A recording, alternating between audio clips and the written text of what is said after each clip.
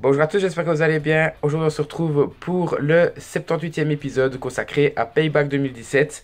Alors avant de commencer, j'aimerais juste déjà faire une petite parenthèse, même peut-être deux, même peut-être trois.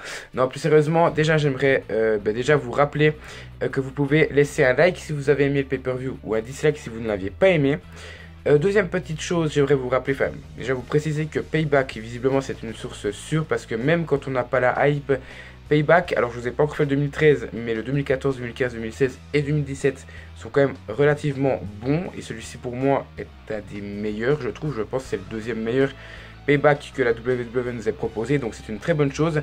Et troisième petit détail, je trouve, alors là c'est le gros point négatif du show, mais là c'est pas la WWE qui est fautive, entre guillemets, mais c'est plutôt les commentaires de Nadir Mohamedi et de Christophe Ajus, que j'ai trouvé pour la première fois totalement détestable. Alors c'est rien contre eux, je les aime les deux, j'aime Philippe Chéreau, il n'y a aucun problème, mais j'ai trouvé que c'était pas possible. Vraiment, j'ai totalement détesté leurs commentaires. Voilà, maintenant que les choses sont dites, on peut directement débuter avec la review de ce pay-per-view. Donc le premier match, c'était Chris Jericho qui a battu Kevin Owens pour devenir le nouveau champion des États-Unis. Alors déjà, je parle pour moi, mais je sais aussi que c'est pas simplement le cas pour beaucoup de monde.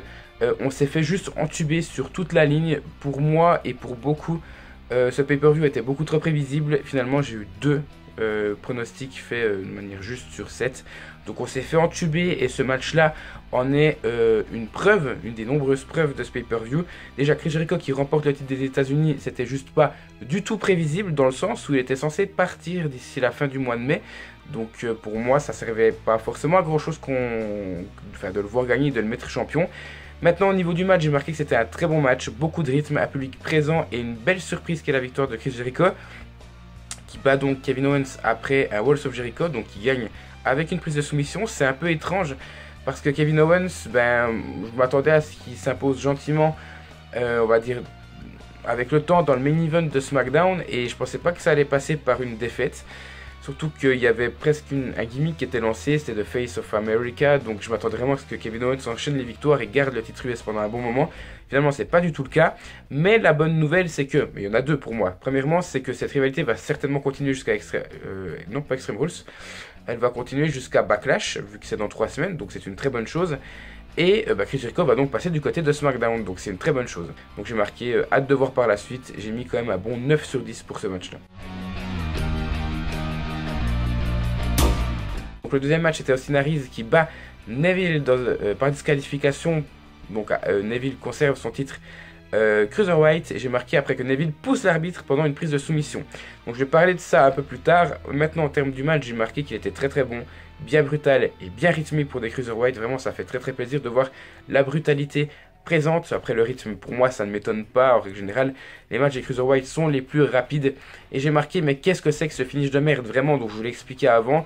Pendant la prise de soumission de Aries, on a Neville qui va pousser l'arbitre tout simplement pour se faire disqualifier. Et j'ai marqué, ça gâche tout, mais le bon côté c'est que la rivalité va encore continuer, je pense, jusqu'à Extreme Rules. Donc pour moi, ce finish, ça gâche un peu tout parce que je pense que j'aurais pu mettre un bon 8 sur 10 si ça était fini de manière clean, que ce soit Neville ou Aries qui remporte le match de façon clean. Là, pour moi, ça me plaît pas. Les petits paquets et les matchs qui se finissent sur une disqualification, ça ne me plaît pas.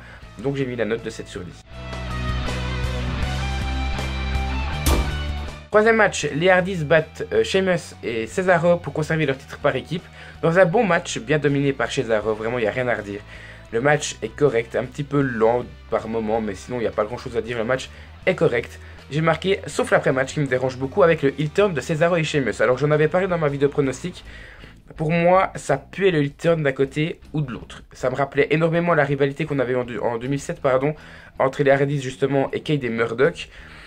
La logique voulait que ce soit, tout comme Cade et Murdoch à l'époque, que ce soit Cesaro et Sheamus qui fassent le heel turn et que par la suite ils remportent les titres. Donc là pour le moment on est presque à un copier-coller de cette rivalité d'il y a 10 ans.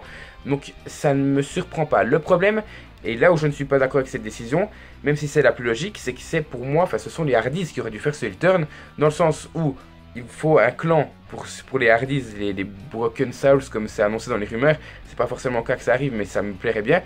Et que durant tout le match, ni Sheamus ni Cesaro ne vont intervenir pour casser des prises, pour casser des tombées.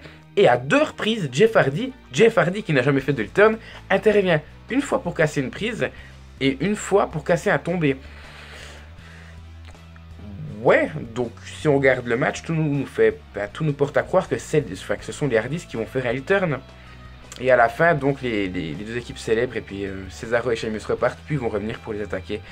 Voilà, ça me plaît, je préfère nettement Sheamus et même Cesaro en heel. J'ai vu des gens qui me disaient ouais mais c'est con parce que si Cesaro ils le font passer en heel, ça veut dire qu'ils n'ont plus aucun plan pour lui. Eh, il faut pas se leurrer, si vraiment il voulait le mettre en top face, ça, il l'aurait pas mis maintenant, il l'aurait déjà mis à 2-3 ans. Donc je pense que c'est un bon plan pour relancer justement la carrière de Cesaro et de Sheamus aussi par la même occasion parce que je le trouve beaucoup plus charismatique quand il est. Voilà, au niveau de la note du match, j'ai mis quand même la note de 7,5 sur 10. Quatrième match, encore une surprise, Alexa Bliss bat Bayley pour devenir la nouvelle championne d'Euro. J'étais là, mais quoi? On nous annonce à Bayley, Sasha Banks pour SummerSlam pour le titre, et là, Alexa Bliss qui revient, qui n'a pas besoin du titre d'Euro parce qu'elle a déjà eu deux reprises le titre de SmackDown, elle bat Bayley et remporte le titre féminin d'Euro. Voilà. J'étais là, ok, pourquoi pas, moi ça me fait plaisir parce que j'adore Alexa Bliss. Mais c'était pas obligatoire que ça arrive si vite selon moi. Mais bref, j'ai marqué que le match est moyen. Pour moi, c'est le plus mauvais de la soirée, même s'il n'est pas mauvais, je tiens à le préciser. J'ai marqué on se fait bien baiser, n'empêche au niveau du suspense. Mais c'est bien, hein, c'est pas un mauvais point. Au contraire, ça prouve que la WWE arrive à nous surprendre. Et encore une fois, je le répète, j'ai pas beaucoup vu les rumeurs. La seule rumeur que j'ai vue, c'était sur le Ambulance match entre Reigns et Strowman. Et encore une fois, c'est pas arrivé. Donc encore une fois, je tiens à vous préciser, ne regardez pas les rumeurs parce que souvent c'est faux et ça vous gâche le suspense quand c'est juste.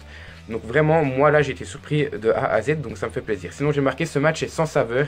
Certes il y a le public qui donne de la voix depuis le début et le rythme est bon encore une fois, mais j'ai marqué qu'il manquait quand même quelque chose et les prises se sont enchaînées sans forcément de sens et de cohérence. On a une prise, ok, on a une deuxième prise, il n'y a pas de lien entre les deux. On a une troisième prise, ça n'a ni lien avec la deuxième ni avec la première. Et c'était comme ça durant l'intégralité du match, sauf vers la fin où on voit Bliss qui devient championne après justement le fait au bout d'un moment elle va je crois pour contrer un tombé, pour s'échapper du tombé, elle va donc pousser Bayley contre le poteau du ring. Bayley va s'assommer et après elle va lui porter le DDT. C'est un bon combo on va dire et c'est le seul bon enchaînement que j'ai vu du match. Et donc nouvelle championne Alexa Bliss, ça me fait plaisir. Et pour la note du match j'ai mis quand même si c'est en guillemets le plus mauvais, j'ai mis la note de 6,5 sur 10. Cinquième match, Seth Rollins bat Samoa Joe dans le meilleur match de la soirée pour moi. J'ai marqué très bonne rencontre avec un bon public, un très bon selling de Rollins pour moi et une très belle domination et un bon côté brutal de Samoa Joe. Pour moi, le seul défaut de ce match-là, c'est le finish. Pour moi, ça pêche pas mal dans le sens où on va voir Seth Rollins qui va battre Samoa Joe.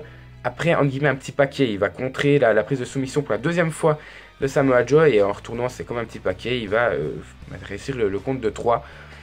Après, je suis d'accord, le petit paquet, il sert à ne pas décrédibiliser Samoa Joe, qui aurait été beaucoup plus décrédibilisé avec un tombé normal. Mais j'aurais préféré voir un Regicide de Rollins, qui est sa nouvelle prise de finition, le knee to the face, mais je crois que ça s'appelle Regicide, et je trouve que ça a beaucoup de gueule si c'est ça, c'est pas encore officiel. J'aurais préféré ça, non seulement ça aurait mis Rollins encore un peu plus haut après avoir battu Triple H, mais Joe aurait pu, je sais pas, aurait peut-être pu, par exemple, demain, enfin pour vous ce soir, se venger à Raw, voilà, et puis crédibilité rehaussée, et voilà, comme ça la victoire est quand même clean. Après, concernant la note du match, j'ai mis la note de 9 sur 10. Sixième match, Bray Wyatt bat Randy Orton dans un House of Horrors match. Alors deux parties, je vais faire ma review sur les deux parties. Première partie, dans la maison. J'ai marqué que c'était très très bon. Qui avait une ambiance ultra glauque, autant dans la chambre d'enfant où on voit les bébés pendus, mais c'est des poupées ou des peluches, je sais pas quoi, mais c'est quand même hyper glauque. Il y a la cuisine, il y a aussi une pièce où on voit une espèce de structure en plein milieu, enfin, c'est d'un glauque. En plus, je suis dans ma période de film d'horreur en ce moment. Ça arrive de temps en temps et j'ai trouvé ça ultra glauque, c'est hyper kiffant. J'ai marqué, j'ai beaucoup aimé l'agressivité des deux hommes et comme c'était filmé aussi, je trouve qu'il y a beaucoup de points positifs et d'ailleurs le temps, hein, je crois que ça dure 15 minutes, donc vraiment très très bon. Maintenant il y a quelques points faibles pour moi, j'aurais préféré qu'il n'y ait pas de deuxième partie, en fait qu'il n'y ait que cette première partie, parce que la deuxième pour moi n'est pas nécessaire. Et aussi, j'aurais aimé que Bray Wyatt ramasse Randy Orton inconscient, enfin un Randy Orton inconscient, après qu'il ait fait tomber le frigo sur lui. Je pense qu'ils ont modifié au montage et que c'était pas Randy Orton qui était sous le frigo au moment où il le renverse, tout simplement pour éviter un maximum de risques et de blessures. Mais j'aurais préféré voir un Orton inconscient, ça aurait très bien été, peut être possible avec le montage. Et on voit Bray Wyatt qui ramène Randy Orton dans la limousine et qui part en direction de l'arène. Ou alors tout simplement qui brûle la maison.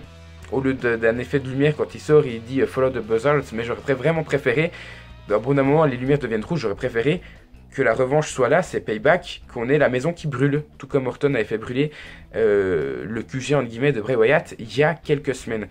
Mais après, ce sont vraiment des détails, mais j'aurais vraiment préféré que ça s'arrête là. Pour moi, la deuxième partie n'est de loin pas obligatoire, et je vais en parler maintenant. Surtout qu'elle est très très courte, cette deuxième partie, et ça sert même pas à Bray Wyatt. On va dire qu'il y a le match en lui-même, le House of Horrors match, qui est la première partie, qui est là pour terminer la rivalité entre les deux.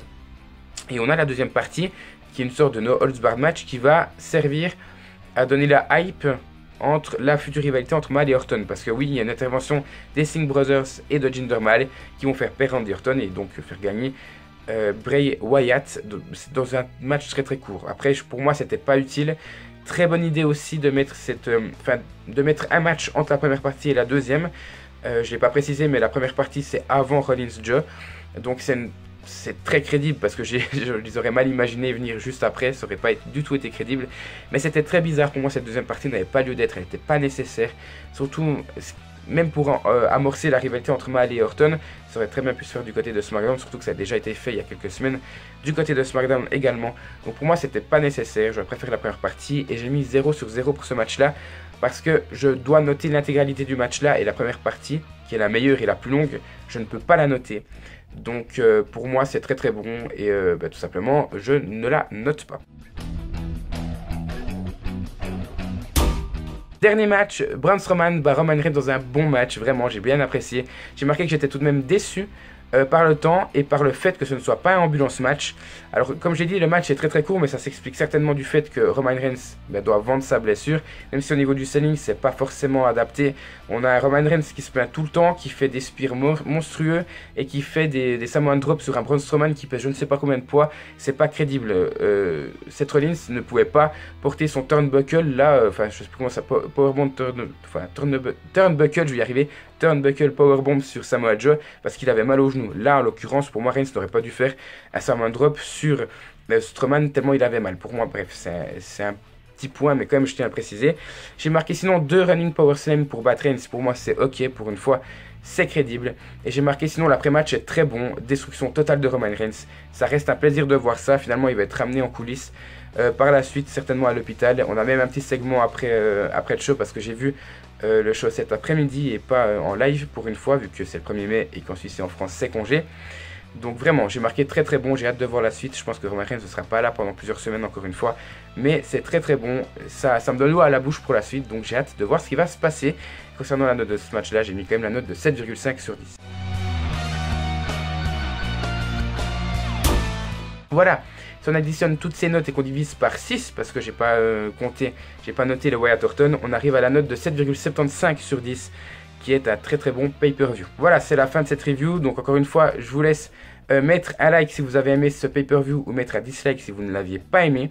À me dire ce que vous en pensez dans les commentaires, tant au niveau de ma vidéo qu'au niveau du pay-per-view. Et à partager cette vidéo sur les réseaux sociaux si le cœur vous en dit. Et à vous abonner, c'est pas encore fait tout simplement. Et nous on se retrouve donc la semaine prochaine pour une prochaine review. Je tiens quand même à vous avertir que les reviews maintenant apparaîtront le mercredi et plus le lundi. Voilà, je tenais aussi à vous préciser que des Backlash, les reviews de pay-per-view de 2017, 2018 et les autres, etc. arriveront sur Zone Radio de 20h à 21h les lundis en live. C'est-à-dire que pour Backlash, il n'y aura pas de vidéo sur ma chaîne le lundi. Il faudra tout simplement aller sur Zone Radio. Je vous mettrai le lien dans la description tous les lundis, vous inquiétez pas. Entre 20h et 21h. Et vous retrouverez la rediffusion les mercredis sur ma chaîne. Voilà pourquoi maintenant les analyses arriveront le mercredi, que ce soit des pay-per-view anciens ou des pay-per-view de 2017, pour que ça reste un petit peu cohérent. Donc voilà, pour Backlash, je vous attends sur Zone Radio de 20h à 21h, ou alors si vous n'avez pas le temps d'attendre la vidéo sur ma chaîne, la rediffusion du live qui arrivera le mercredi. Voilà, encore une fois, un grand merci à vous et à tout bientôt pour la suite de la chaîne.